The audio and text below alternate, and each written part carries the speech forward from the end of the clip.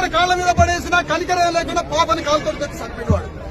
చంపింది కదా అని కేసు పెడితే వాళ్ళు అరెస్ట్ చేయలేదు పోలీసులు. అరెస్ట్ ఎందుకు చేయలేదని శవాన్ని పెట్టుకొని ఇప్పుడు ఇక్కడ కూర్చున్నది. ఇప్పుడు కూర్చున్న తల్లిని అరెస్ట్ చేయాలనుకుంటారు. ఇంత దుర్మార్గులు ఉంటుంది, ఇంత దుర్మార్గుల దేశం మీద ఉంటారా?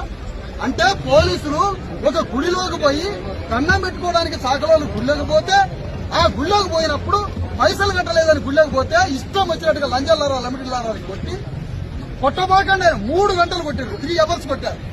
గదిలో పడేసి జుట్టు పట్టుకొని జాకెట్లు గుంజి కొట్టి చంపారు. అట్లా కొట్టినాక పాపని తీసుకుపోయి కొట్టబాకండి, తల్లిని కొట్టబాకండి. 2 నెలల వచ్చి బాలింత 2 నెలల పాపని తీసుకుపోతే ఆ పాపని తీసుకుపోయి కాళ్ళకాడ పెడితే వాడు కనికరిస్తాడేమో అని, వాడు పులిలాగా కొడుతున్నా ఆ పులికి కూడా కనికరం ఉంటుందని పాపని తీసుకుపోయి ఆ పులి కాళ్ళకాడ పెడితే ఆ పులి పాపను కూడా కాటేసి చంపేసింది.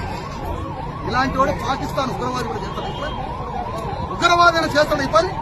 అలాంటి రెడ్లందరినీ అరెస్ట్ చేయాలి అని రిప్రజెంటేషన్ ఇస్తే కేసు ఇంతవరకు అరెస్ట్ చేయలేదు. అరెస్ట్ చేయకపోగా వాడికి వాడే గీరుకొని వాళ్ళు వీళ్ళ మీద కేసు పెడితే వీళ్ళ మీద కేసు పెట్టింది, కానీ వాడి మీద కేసు పెట్టలేదు. ఎందుకు ఈ పోలీస్ డిపార్ట్మెంట్? ఎందుకు పోలీస్ డిపార్ట్మెంట్? ఆత్మన్నోడు ఆత్మహత్య చేసుకుని చచ్చిపోవాలి, ఆత్మన్నోడు రాజీనామా చేసుకోవాలి. నా వల్ల కావడం లేదని రాజీనామా చేయాలి.